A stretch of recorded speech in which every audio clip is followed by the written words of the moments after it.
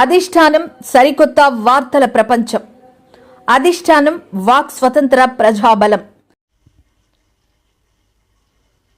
Welcome to Adhishtanam TV. ముందుగా bulletin లో headlines.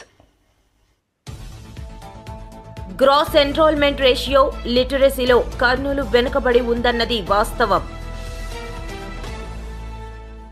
నాసిరకం లిక్కర్ తయారు చేసి ప్రజల ప్రాణాలు తీసి లిక్కర్ మీద వైసీపీ వాళ్లు ప్రశ్నలు వేయటది.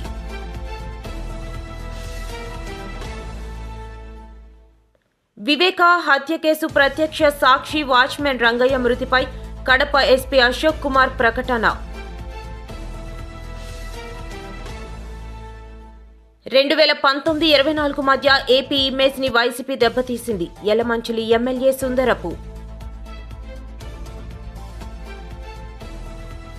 రాష్ట్రం 10 ఏళ్లు వెనక్కిపోయింది.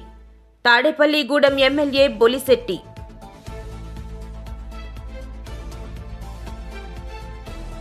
చంద్రబాబు నాయుడు తెలుగుదేశం పార్టీ కోసం సైనికుల్లా పనిచేస్తా. స్టీల్ ప్లాంట్ యాజమాన్యం వైఖరిని నిరసిస్తూ బీసీ గేటు వద్ద కార్మికులు నినాదాలు.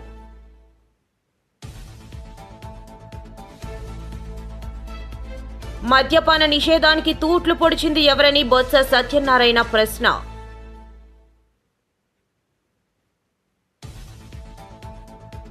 మద్యం బెల్ట్ షాపుల వల్ల మహిళలపై నేరాలు పెరుగుతున్నాయని ఎమ్మెల్సీ వరదు కళ్యాణి ఆందోళన.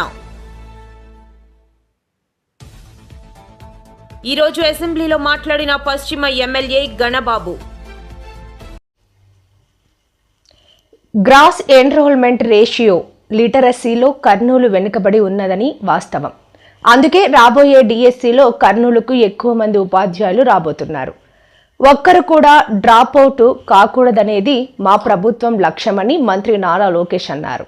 ఫస్ట్ లంచ్ డిన్నర్ ఇక్కడ హాస్టల్ వసతులు లేవు, వాస్తవం అందరు తెలిసిన విషయం. కానీ మేము ఆలోచించేది 2 విషయాలు. ఒకటి, ఇప్పుడున్న సంక్షేమ హాస్టల్స్ ఎట్లా బలోపేతం చేయాలి. ఒక భాగం అయితే వలసలుగా వెళ్తారు అధ్యక్ష. ప్రధానంగా వాళ్ళందరూ మిర్చి సమయంలో ఇక్కడికి వచ్చి గుంటూరులో ఎక్కువ శాతం మంది ఇక్కడ ఉంటారు. సో వాళ్ళు ఇక్కడికి వచ్చినప్పుడు ఇక్కడ అడ్మిషన్స్ ఇవ్వచ్చా, దానికి విధి విధానాలు ఏంటి అంటే వచ్చేది ఒక 4 నెలలు 5 నెలలకి ఇక్కడ అడ్మిషన్స్ ఇచ్చి వాళ్ళ పిల్లలకి చదువు ఇక్కడ కొనసాగించచ్చా. ఎందుకంటే అక్కడ స్కూల్ కిట్ ఎక్కువ ఇస్తాం కనుక ఇక్కడ చేయొచ్చు. ఆ ట్రాకింగ్ కూడా ఇప్పుడు మొదలు పెడతాం. అది ఒక భాగం. అంటే ఒక పక్కన హాస్టల్స్, ఇంకో పక్కన ఈ ట్రాకింగ్ 2 ఉంటేనే డ్రాప్ అవుట్ రేట్ తగ్గుతుంది. దాంట్లో ఎలాంటి సందేహం లేదు అధ్యక్ష. స్కూల్ కిట్స్, చిక్కీ, గుడ్ ఈ 3 మనం డిస్కస్ చేయాల్సిన అవసరం ఉంది.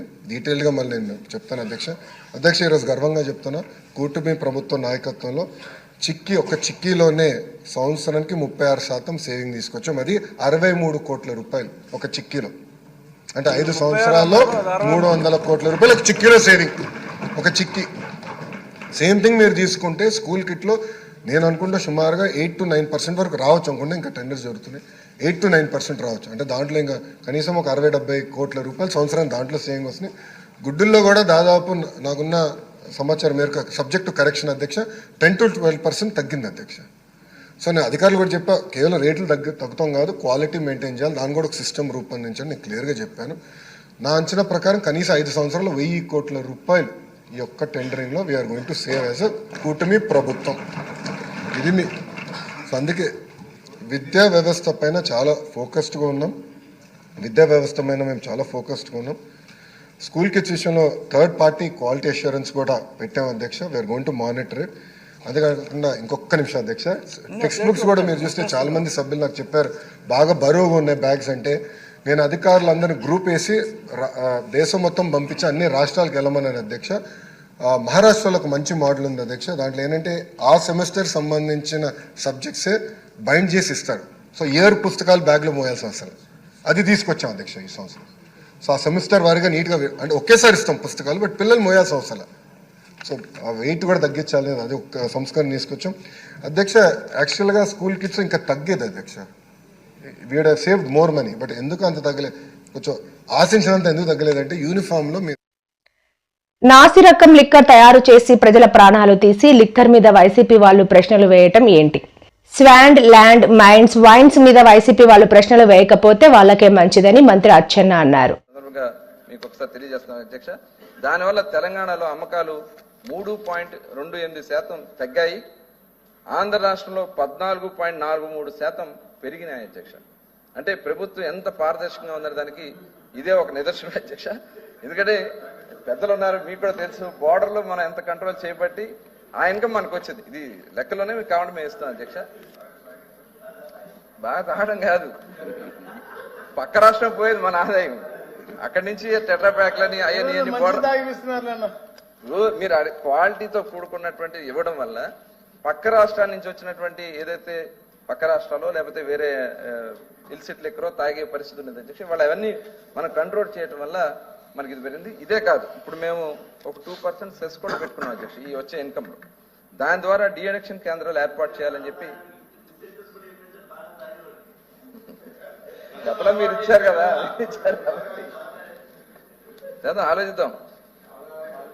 డిఅడిక్షన్ కేంద్రాల అధ్యక్ష ఇప్పుడు రాష్ట్రంలో చాలా ఈ డిఅడిక్షన్ సెంటర్స్ కూడా మేము 2 చోట్ల చూసాం. అదే కాకుండా నేషనల్ లెవెల్లో కూడా ఒకసారి చూసి, అట్లాగే అవసరమైతే ఇంటర్నేషనల్ లెవెల్లో కూడా బెస్ట్ డిఅడిక్షన్ సెంటర్స్ ని మన ఆంధ్ర రాష్ట్రంలో ఏర్పాటు చేసి గ్రాడ్యువల్ గా తాగేవారి సంఖ్య అదే దాన్ని ఎవరైతే ఎడిక్ట్ అయిపోయారో వాళ్ళని తగ్గించడానికి మనం మాక్సిమం చేస్తున్నాం అధ్యక్ష. ఎందుకంటే వాళ్ళ విధానం ఎలా ఉందంటే అసలు గతంలో మొన్ననే 26/2/2025 మరి మన పెద్దలు ఉన్నారు కాబట్టి చెప్తున్నా ఒకసారి. నరసాపురం మున్సిపల్ కార్పొరేటర్ బర్రె జయరాజు స్వయాన మున్సిపల్ చైర్మన్ గారి భర్త అక్రమంగా రవాణా చేస్తున్న 4125 మద్యం బాటిల్ని కల్తీ మద్యాన్ని స్వాధీనం చేసుకోవడం జరిగింది అధ్యక్ష. అంటే వైసీపీ నాయకులే ఇవాళ అక్రమ మద్యాన్ని రాష్ట్రాన్ని తీసుకెళ్ళి ఇదే ఒక నిదర్శనం అధ్యక్ష. ఇవాళ అధికారం లేకపోయినా ఇంత కార్యక్రమాలు చేశారని వాళ్ళని అరెస్ట్ చేయడం కూడా జరిగింది అధ్యక్ష. ఆయనతో పాటు 3 అరెస్ట్ చేసి ఆల్రెడీ కేసులు పెట్టడం కూడా జరిగింది అధ్యక్ష.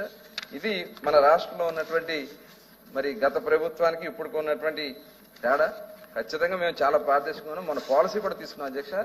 మేము ఇవాళ గవర్నమెంట్ షాప్స్ ఇవ్వడం వల్ల ఆ గతంలో వాళ్ళు గవర్నమెంట్ షాప్స్ ఇవ్వడం వల్ల రాష్ట్ర ఆదాయం కోల్పోయింది. ఇవాళ మేము అప్లికేషన్ ఫీజు పెడితే దాదాపు 90. వివేక హత్య కేసు ప్రత్యక్ష సాక్షి వాచ్మెన్ రంగయ్య మృతిపై కడప ఎస్పీ అశోక్ కుమార్ ప్రకటన. రంగయ్యది అత్యంత అనుమానాస్పద మృతిగా పరిగణిస్తున్నాం. ఇప్పటికీ ప్రధాన సాక్షులు 5 చనిపోయారు. ఇంతకుముందు కూడా ఇదే విధంగా ప్రధానమైనటువంటి సాక్షులు 2019 నుంచి 24 మధ్యలో 5 నుంచి 6 మంది చనిపోవడం జరిగింది. అందులో భాగంగా శంకర్ రెడ్డి 2019లో చనిపోవడం జరిగింది. అదేవిధంగా గంగాధర్ రెడ్డి 2022లో చనిపోవడం జరిగింది. వైఎస్ అభిషేక్ రెడ్డి 2024 సెప్టెంబర్లో చనిపోవడం జరిగింది. నారాయణ అనే వ్యక్తి చనిపోవడం జరిగింది. ఇప్పుడు రంగన్న 2025 మార్చిలో చనిపోవడం. ఇంతకు ముందు కూడా సాక్షులు చనిపోయిన క్రమంలో పోలీసులు వాళ్ళ చనిపోయారు, సిబిఐ వాళ్ళ ద్వారా చనిపోయారు అనేసి విధంగా అసత్య ప్రచారం చేస్తూ ఉన్నారు. దీన్ని అన్ని కోణాల్లో దర్యాప్తు చేస్తూ ఉన్నాము. దీని వెనుక ఎవరున్నారు, ఎందుకు ఇలా చేస్తున్నారు, ఆ ప్రధానమైనటువంటి కేసులో భాగంగా దీన్ని కప్పిపుచ్చే ప్రయత్నాలు ఏమైనా జరుగుతున్నాయా అనే అన్ని కోణాల్లో కూడా ఈ కేసుని దర్యాప్తు చేయడం జరుగుతుంది. దీనికోసం ఒక ప్రత్యేకమైనటువంటి టీంని ఏర్పాటు చేయడం జరిగింది.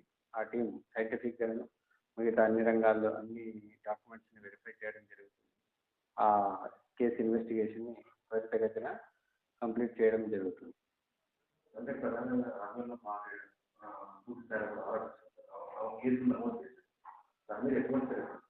ఆమె అనుమానాస్పద కేసు కింద కంప్లైంట్ ఇవ్వడం జరిగింది. ఆమె కేసును బేస్ చేసుకొని అనుమానాస్పద మరణం కింద కేసు రిజిస్టర్ చేయడం జరిగింది. దీంట్లో వాస్తవాలన్నింటినీ కూడా అన్ని సైంటిఫిక్ యాంగిల్స్లో అనాలిసిస్ చేసి స్పెషల్ టీమ్తో అనాలిసిస్ చేసి బయటికి తీసుకురావడానికి ప్రయత్నం చేస్తాం. ఇప్పటి వరకు ఇంకా ఈరోజే పోస్ట్ మార్టం కంప్లీట్ అయింది. దాంట్లో ఉన్నటువంటి రిపోర్టుగా ఇంకా ఫర్దర్ ఇన్వెస్టిగేషన్ కంటిన్యూ అవుతుంది. దాన్ని క్షుణ్ణంగా మరింత నిశ్చితంగా లోతుగా దర్యాప్తును కంటిన్యూ చేయడం జరుగుతుంది.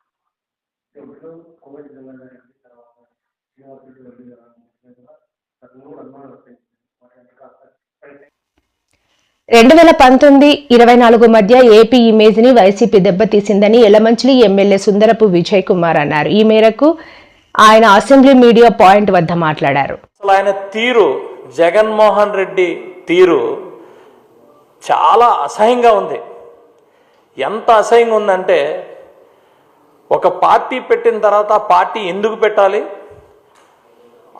ఒక ఒక రాజకీయ పార్టీకి కావాల్సిన లక్షణాలేంటి, ఒక రాజకీయ నాయకుడికి కావాల్సిన లక్షణాలేంటి అనేది పూర్తిగా చూసి ప్రజలందరూ కూడా, కేవలం ఆంధ్రప్రదేశ్ ప్రజలే కాదు దేశ ప్రజలందరూ కూడా అసహించుకునే పరిస్థితికి వచ్చారు. కేవలం నాయకుడేనే కాదు, ఒక సామాన్య వ్యక్తి అయినా సరే ఎలా ఉంటారండి, తన సంపాదించిన సంపాదన తన కుటుంబానికి అందరికీ భరోసాగా ఉండాలి అనే ఒక ఉద్దేశంతోనే సామాన్య వ్యక్తి కూడా కష్టపడి సంపాదిస్తాడు. తల్లికి, చెల్లికి, పిల్లలకి, రేపటి తరాలకు ఉండాలని సామాన్య వ్యక్తి అయినా, అలాంటిది ఒక నాయకుడు రేపటి తరాల కోసం పనిచేసే పరిస్థితి వస్తుంది. కానీ జగన్ పరిస్థితి అలా కాదు. తల్లికి, చెల్లిని కూడా మరి ఈరోజు చూశారు కదా, అతి తక్కువ షేర్లు అలాట్ చేసిన పరిస్థితిలో ఉన్న తల్లిని కూడా ఇవ్వొద్దని చెప్పి కోర్టుకి ఎక్కిన మహానుభావుడు ఎవడన్నా ఉంటాడా? అంత దారుణంగా ప్రవర్తిస్తున్నాడు. మనం విన్నాం, బీహార్లో ఇలా జరిగింది, రాజకీయాల్లో బీహార్లో ఎలా జరిగింది, ఇలా జరిగింది, వ్యతిరేకంగా చాలా దారుణంగా బీహార్లో ప్రజాస్వామ్యం ఉందని అప్పుడప్పుడు మనం ఇంతకుముందు గతంలో ఉండేవాళ్ళమే. అక్కడ కూడా పరిస్థితులు చాలా మార్పు చెందుతూ చాలా బ్రహ్మాండంగా తయారవుతూ మంచిగా రాజకీయం వైపు కానీ ప్రజాస్వామ్యం వైపు కానీ వెళ్తూ ఉన్నాయి, చక్కబడ్డాయి. అక్కడ కూడా లాలూ ప్రసాద్ యాదవ్ గారికి కిడ్నీ సమస్య వస్తే వాళ్ళ కుటుంబం ఇవ్వడం జరిగింది. అంటే మీరు అర్థం చేసుకోవాలి మనం పరిస్థితులు ఎంత విచిత్రంగా ఆంధ్రప్రదేశ్లో ఉన్నాయో. అలాంటిది ఇక్కడ మరి చెల్లి ఆస్తులు, చెల్లిని బయటికి తోసేయటం, తల్లికి ఇచ్చిన షేర్లని ఇవ్వొద్దని కోర్టులకి ఎక్కడం, ఆ వ్యక్తి ఈరోజు మరి మాట్లాడుతూ ఉంటే ఎలా ఉంటుందో ఆలోచించండి. అందుకనే ఆంధ్రప్రదేశ్ని ఈరోజు రాష్ట్రం 10 ఏళ్లు వెనక్కిపోయింది. మిమ్మల్ని గెలిపించిన ఎస్సీ ఎస్టీల సబ్ ప్లాన్ నిధులు కొట్టేసి వారికి మొండి చేయి చూపిన చేతగాని మాజీ ముఖ్యమంత్రి జగన్ రెడ్డి అని తాడేపల్లిగూడెం ఎమ్మెల్యే బొలిశెట్టి శ్రీనివాస్ అన్నారు. మరి ఇవాళ దన్నుకున్న వ్యక్తి జగన్మోహన్ రెడ్డి ఈ అంబటరాంబాబు అనే ట్రాప్లో పెట్టి అందరినీ ఏదోటి మాట్లాడించాలని చెప్పి అతను గట్టిగా మాట్లాడితే నిజమైపోదు, అబద్ధం నిజమైపోదు. గడిచిన 10 సంవత్సరాల్లో పవన్ కళ్యాణ్ గారు నెగ్గకపోయినా ప్రజల మధ్య నుంచి ప్రజల కష్టాల్లో ఉండి వైసీపీ ప్రభుత్వం వేధింపులకు తట్టుకొని ఒక్కరోజు కూడా అరెస్ట్ చేసిన ప్రయత్నం చేసినా కూడా ఒక్కరోజు కూడా అతన్ని ఏమీ చేయలేనటువంటి చేతగాని దద్దమ్మ మాజీ ముఖ్యమంత్రి జగన్మోహన్ రెడ్డి కాదని అడుగుతూ ఉన్నా. ఈ జైలు సంస్కృతి ఎక్కడి నుంచి వచ్చింది? ఈ సోషల్ మీడియాని అరెస్ట్ చేసేది ఎక్కడి నుంచి వచ్చింది? మాజీ ముఖ్యమంత్రిని తీసుకెళ్లి అన్యాయంగా 51 రోజులు జైల్లో ఉంచింది నిజం కాదా? కేసు ప్రూవ్ అయిందని అడుగుతూ ఉన్నా. ఎంతోమంది పట్టాభి లాంటి తెలుగుదేశం కార్యకర్తలను కానీ మాలాంటి వాళ్ళని కానీ ఎన్ని ఇబ్బందులు పెట్టిందో ప్రభుత్వం కూడా మీకు తెలియజేస్తా ఉన్నా. అలాంటి పరిస్థితుల్లో నువ్వు నోటికి ఏది వస్తే అది మాట్లాడతావు. నిన్న మాట్లాడుతున్నావు ఒకటి, పక్కన ఉన్నటువంటి బొలిశెట్టి శ్రీనివాస్ గారు కానీ కొడతల రామకృష్ణ గారు కానీ ఏం మాట్లాడలేము. వీళ్ళిద్దరు నా పక్కన ఉన్నారు, ముగ్గురు ఒకసారి మాట్లాడలేము. అవకాశం ఉంటే మీడియా టైం ఇస్తే వాళ్ళు కూడా మాట్లాడతారు. మాకు నాదెండ్ల మనోహర్ గారు మా పార్టీకి నెంబర్ 2 పొజిషన్లో ఉన్న వ్యక్తి, పిఏసీ చైర్మన్. ఆయన్ని ఫాలో అవ్వాల్సిన అవసరం మాకుంది.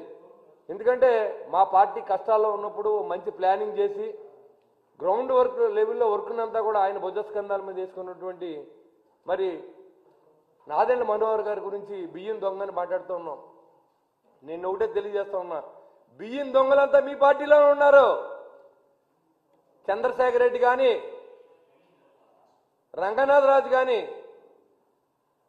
లేకపోతే పేరు నాని కానీ వీళ్ళందరూ అధికారాన్ని అడ్డం పెట్టుకొని మీరు విచారించుకోండి. కావాలంటే వెస్ట్ గోదావరి జిల్లాలో ఎన్ని గొడవలు ఉన్నాయి, గొడవలు ఎంత ట్రాన్స్పోర్ట్ ఛార్జెస్ ఇచ్చారు, రైస్ మిల్లర్ దగ్గర నుంచి ఎన్ని గ్రాములు రైస్ మీరు ఎక్స్ట్రా తీసుకున్నారో కూడా మీరు విచారణ చేసుకోవాల్సిందిగా నేను ఛాలెంజ్ ఇస్తూ ఉన్నా.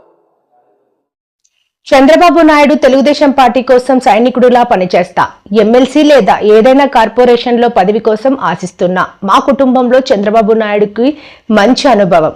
తెలుగుదేశం పార్టీ సభ్యుడు మరియు తెలుగు శక్తి అధ్యక్షుడు బివి రామ్. నేనే మనం చేస్తాను, సగం మనం చేస్తాను. మరి చంద్రబాబు నాయుడు గారు ఎప్పుడు నేను విజయగానే ఉన్నాను. ఎందుకంటే ఆయన కోసం నేను ఎంతవరకు ఎదిగించాను. చంద్రబాబు అరెస్ట్ చేసినప్పుడు కూడా నాయకులందరూ భయపడినా సరే రామ్ భయపడలేదు. ఆయన కోసం పోరాటం చేశాం. ఆయన మా కుటుంబం పక్కన చంద్రబాబు ఎప్పుడూ కూడా అదే మాకు స్థానం కల్పించారు. మా పాప సెకండ్ బర్త్డే అప్పుడు కూడా ఆయన హాజరై కేక్ కట్ చేసి పాపను ఆశీర్వదించారు. అదే ఎప్పుడూ జీవితకాలం ఉన్నంత వరకు చంద్రబాబు గారు విజయగానే ఉంటాను. నా చివరి రక్తం పుట్టినప్పుడు నేను టీడీపీ పార్టీ కొనసాగుతాను. ఎప్పుడు పార్టీ ఆలోచన నాకు రాదు. ఎందుకంటే సమాజమే దేవాలయ ప్రజల నా దేవుడు అని చెప్పిన పార్టీ తెలుగుదేశం పార్టీ. ఈరోజు నేను కేవలం ప్రజలకు ఇంకా మంచి చేయాలి, యువతకి ఉపాధి కల్పించాలి అనే లక్ష్యంతో మా కుటుంబం అంతా కేంద్ర మంత్రులు చేశారు. ఇందిరాగాంధీ క్యాబినెట్లో మా పెద్దనాన్నగారు ఎస్పీపీ పట్టాభి మంత్రి చేశారు. ఇంకో పెద్దనాన్నగారు వాజ్పేయి క్యాబినెట్లో సత్యనారాయణ వ్యవసాయ మంత్రి చేశారు. సో ప్రజలకు ఇంకా మంచి చేయాలి, యువతకు కూడా ఉపాధి కల్పించాలి అనే లక్ష్యం సంకల్పంతో నేను పోవడం జరిగింది. సో డెఫినెట్గా చంద్రబాబు పరిశీలిస్తానని చెప్పి మాట ఇచ్చారు. ఆయన ఏది ఇచ్చినా సరే నేను చేస్తాను తప్ప ఎటువంటి డిమాండ్లు కానీ కండిషన్ కానీ లేవు. కేవలం రాష్ట్రం బాగుండాలి, తెలుగు జాతి బాగుండాలి, చంద్రబాబు నాయుడు పరిపాలనలో ఆంధ్రప్రదేశ్ భారతదేశం నెంబర్ 1 రాష్ట్రంగా కావాలని ఆకాంక్షిస్తూ సూర్య భగవాన్ ప్రార్థన చేశాం. డెఫినెట్గా భగవంతుడు ఆశీస్సులు నాకు ఉంటాయని చంద్రబాబు నాయుడు కూడా ఆయన కరుణించి ప్రకటన చేస్తారని ఆశిస్తున్నాను. దాని ఈ రాష్ట్రం కోసం జగన్ పైన 9 పాటలు రాయించాను. ఆయన నవరత్నాలను నవపాటలతో చెందింపొచ్చాను. సో ఎక్కడ కూడా తగ్గలేదు. ప్రతి పాట జగన్ని పూర్తిగా అండగట్టు చేశాం. ఈ పాలన పోవాలి, వైసీపీ పార్టీ భూస్థాపితం అయిపోవాలని చెప్పి లక్ష్యంతో పనిచేశాం. డెఫినెట్గా పార్టీ భూస్థాపితం అయిపోయింది. అందువల్ల రానున్న రోజుల్లో ప్రజలు రామరాజు ఉండిపోతున్నారు. అన్న ఎన్టీఆర్ పెట్టిన పార్టీ చరిత్రలో ఉన్నంత వరకు తెలుగుదేశం పార్టీ ఎప్పుడూ ఉంటుందో చేస్తారు. జై హింద్. జగన్ పాలనలో పైన తెలుగు శక్తి జగన్ పైన ధన్యవాదాలు చేశాం. మరి ఈరోజు మేము ఇటీవల చంద్రబాబు నాయుడు గారిని ఎమ్మెల్సీ కోసం అనడం జరిగింది. కార్పొరేషన్ చైర్మన్ ఇమ్మని. ఎందుకంటే మనకి ఉదయించే సూర్యభగవాన్ అరిసి వెళ్ళి సూర్యభగవాన్ ప్రత్యక్ష దైవం కాబట్టి ఈవేళ స్వామివారి ఆశీస్సు తీసుకోవాలని తద్వారా నేను ఏ పదవి. స్టీల్ ప్లాంట్ యాజమాన్యం వైఖరిని నిరసిస్తూ అఖిలపక్ష కార్మిక యూనియన్ ఆధ్వర్యంలో బీసీ గేటు వద్ద కార్మికులు నినాదాలు చేశారు. యాజమాన్యం ఏకపక్షంగా కార్మికులను తొలగిస్తున్నదని, ఈ విషయంలో ఎంపీ మరియు ఎమ్మెల్యే చొరవ తీసుకుని కార్మికులకు న్యాయం చేయాలని నాయకులు కోరారు. జరిగింది కానీ అందులో చర్చిల్లో యాజమాన్యం కార్మిక సంఘాలు కూర్చొని ఒక విధానం అన్నది రాసుకున్న ఎంఓయు. ఆ ఎంఓయులో ఏంటంటే ఈ 11వ తారీఖు దాకా సమావేశంలో దాకా ఇటు యాజమాన్యం కానీ ఇటు కార్మిక సంఘాలు కానీ ఎటువంటి ఆందోళన కార్యక్రమాలు చేయొద్దు, 11వ తారీఖున ఖచ్చితంగా ఈ మీటింగ్ లో పరిష్కరిస్తామని చెప్పడం జరిగింది. కానీ యాజమాన్యం ఏదైతే ఆర్ఎల్సీ గారి సమక్షంలో ఎంఓయూ రాసుకున్న దాన్ని తోలనాడి అక్రమంగా ఈరోజు 30% తీయాలని చెప్పి, లేదంటే గేట్ పాసాలు రెన్యువల్ చేయమని చెప్పేసి అని చెప్పడం జరుగుతుంది. వద్ద కాంట్రాక్ట్ కార్మిక సంఘాలుగా మానవారం కార్యక్రమం అనేది జయప్రదం చేయడం జరుగుతుంది. ఉక్కు కాంట్రాక్ట్ కార్మికులని ఏదైతే ఉందో సెప్టెంబర్ 27వ తేదీని 4000 మందిని ఆపిన తర్వాత పెద్ద ఎత్తున కార్మిక సంఘాలుగా ఈడీ వర్క్ దగ్గర ధర్నా చేయడం జరిగింది. ఈ ధర్నా ఉద్దేశించి ఇక్కడున్న కూటమి ప్రభుత్వం కానీ ఇక్కడున్న మిగతా అధికారులు కానీ మళ్ళీ 4000 మందిని ఆర్ఎస్ సమక్షంలో మళ్ళీ విధుల్లోకి తీసుకోవడం జరిగింది. తర్వాత ఇప్పుడు మళ్ళీ దొడ్డిదారిని ఉక్కు యాజమాన్యము మళ్ళీ ప్రతి కాంట్రాక్టులు పిలిచి 30% తగ్గించాలనేసి చెప్పడం జరుగుతుంది. దీనికి వ్యతిరేకంగా ఈ నెల ఫిబ్రవరి 20వ తేదీని సమ్మె నోటీస్ కూడా ఇవ్వడం జరిగింది. ఈ రోజు 7వ తేదీ సమ్మె జరగవలసిందే కానీ ఆర్ఎస్ఎల్ సమక్షంలో మాకు 11వ తేదీని వాయిదా ఇచ్చారు. ఈ 11వ తేదీని కాంట్రాక్ట్ కార్మికులు ఒక్కరిని తొలగించమని చెప్పాలి. 2400 అనేది కొనసాగించాలి చెప్పాలి. ఇక్కడ భూములు త్యాగం చేసిన ప్రతి ఆరకారుదారులకి ఉపాధి కల్పించాలని చెప్పాలి. ఇక్కడ ఏ కార్మికుడు తొలగించినా 12వ తేదీ దాటిన తర్వాత మేము కాంట్రాక్ట్ కార్మికులుగా నిరవధిక సమ్మెకి సిద్ధంగా ఉన్నామనేసి ఈ యొక్క కార్యక్రమానికి మీకు జయప్రదం చేసి చెప్తున్నాను. మిత్రులందరికీ కూడా ముందుగా ధన్యవాదాలు.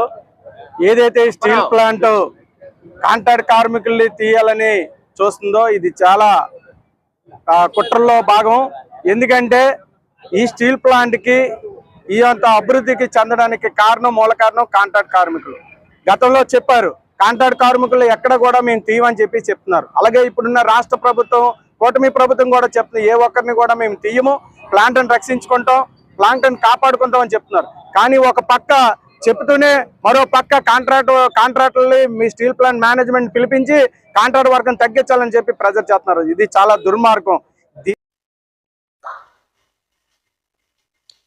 మద్యపాన నిషేధానికి తూట్లు పొడిచింది ఎవరని బొత్స సత్యనారాయణ ప్రశ్నించారు. శాసన మండలిలో పలు అంశాలపై ప్రధాన ప్రతిపక్ష పార్టీ వైఎస్ఆర్సీపీ ఎమ్మెల్సీలు ప్రభుత్వాన్ని నిలదీశారు.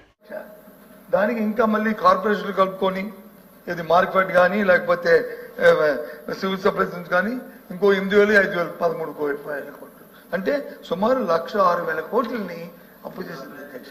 మరి ఆర్థిక విధ్వంసం జరిగినప్పుడు నీ పరపతి లేకపోతే మరి ఈ దేశంలో మరి ఆ పరపతి సంస్థలు ఏ విధంగా ఇచ్చాయి అధ్యక్ష? అది కాదు కదా అధ్యక్ష, అది కంటిన్యూస్ ప్రాసెస్ అధ్యక్ష. అదేదో ఈ ఒక్క రోజే మేము చేసినట్టు గత 10 సంవత్సరాల్లో గత సంవత్సరం చెప్పారు.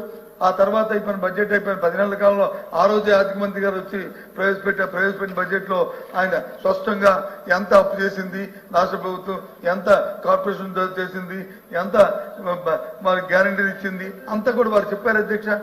అంతా కలిస్తే సుమారు 7 లక్షల కోట్ల వరకు వచ్చింది. అయినా మళ్ళీ బయట మాత్రం 10 లక్షల కోట్లు, 14 లక్షల కోట్లు ఏదో ఇస్తారా? సరే ఏదనుకుని అండి అధ్యక్ష, అది వాళ్ళ తాలూగా విజ్ఞతకే వాళ్ళ తాలూకా మాటలుగా వదిలేస్తారు అధ్యక్ష వాస్తవంగా. ఎందుకంటే ఎప్పుడూ కూడా ఏ ప్రభుత్వాలు ఉన్నా సరే మనం ఏదైతే ఎన్నికల్లోనూ మాటిచ్చామో మాటిచ్చిన నేర్చుకోవడం నెరవేర్చడానికి ఆ ప్రభుత్వాలు పనిచేస్తాయి అధ్యక్ష. ముఖ్యంగా ప్రస్తుతం ఉన్న ప్రభుత్వం ఏదైతే తెలుగుదేశం చంద్రబాబు నాయుడు గారి ఆధ్వర్యంలో ఉన్న ఈ ప్రభుత్వం వాళ్ళు హామీ ఇచ్చారు అధ్యక్ష. ఏమని? సూపర్ 6 హామీ ఇచ్చారు.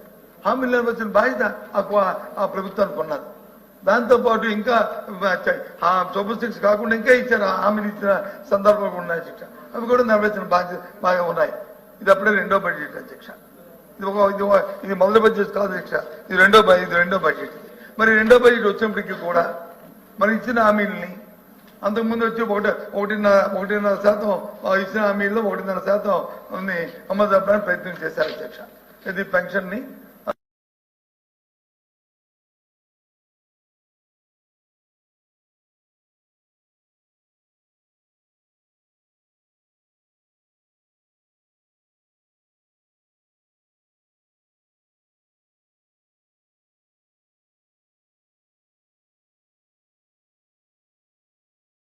మద్యం బెల్ట్ షాపుల వల్ల మహిళలపై నేరాలు పెరుగుతున్నాయని ఎమ్మెల్సీ వర్దు కళ్యాణి ఆందోళన వ్యక్తం చేశారు. కూటమి ప్రభుత్వంలో మద్యం అమ్మకాలు బెల్ట్ షాపుల వల్ల విపరీతంగా పెరిగాయన్నారు. మద్యం అమ్మకాలు 18%, బీర్ల అమ్మకాలు 40% పెరిగాయన్నారు. పెరిగాయి అధ్యక్ష. బీర్ల అమ్మకాలు 40% పెరిగాయి అధ్యక్ష. అంటే ఒక డిసెంబర్కి ఈ డిసెంబర్కి లిక్కర్ అమ్మకాలు 4,62,000 పైన పెరిగాయి అధ్యక్ష. బీర్ల అమ్మకాలు 2,70,000.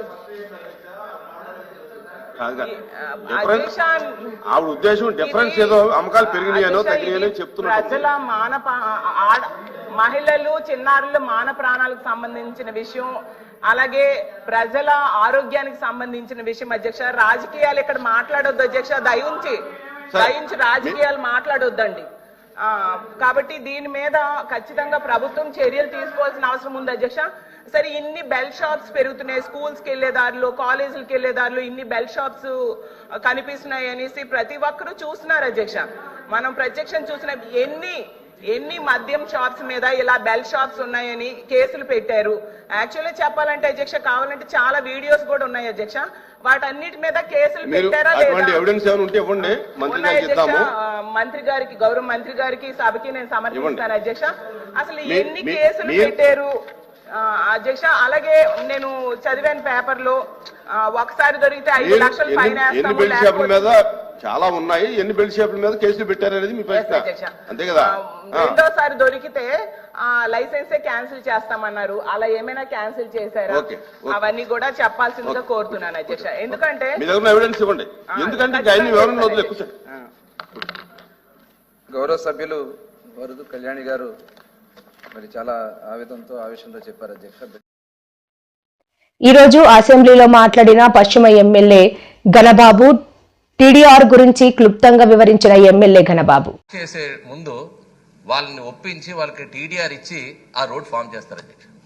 ఇప్పుడు రామకృష్ణ బాబు గారు వేసిన ప్రశ్నలో ఆశ్చర్యం ఏంటంటే, అక్కడ రహదారి విస్తరణకి ఎటువంటి ప్రతిపాదన, అంటే రోడ్డు ఎంత ఎస్టిమేషన్ ఉంటుంది, అసలు వెయ్యని రోడ్డుకి వెయ్యబోతున్నటువంటి రోడ్డుకి కూడా ఏ రకమైనటువంటి ప్రతిపాదన లేకుండా కేవలం టీడీఆర్ ఒక ఆర్డీపీ ఒకటి తయారు చేసి ఈ డీటెయిల్ ప్రాజెక్టులో వాటికి టీడీఆర్ ఇవ్వాలనే సంకల్పంతో టీడీఆర్ ఇవ్వడం ఒక ఎత్తు అయితే, మా రాష్ట్ర అధ్యక్షుడు పల్లా శ్రీనివాస్ గారు గాజువాకలో వారు చెప్పినట్టు 20 ఏళ్ల క్రితం ఏర్పాటు చేసినటువంటి మాస్టర్ ప్లాన్లో రహదారి విస్తరణ ఉండొచ్చు అనేటువంటి దాంట్లో ఆయన ప్లాన్ పెట్టుకొని ఇల్లు కట్టుకుంటే ఆ ఇంటిని కూల్చేసినటువంటి పరిస్థితి. సింహాచలం బీఆర్టీఎస్ రోడ్డు ఈరోజు ఏదైతే సింహాచలం యాత్రికులకు వెళ్తున్నటువంటి గ్రామంలో టోటల్గా ఆ విలేజ్ని రిమూవ్ చేసి రోడ్డు కూడా ఫామ్ చేశారు అధ్యక్ష. ఈ రోజుకి కూడా టీడీఆర్ ఇవ్వలేదు.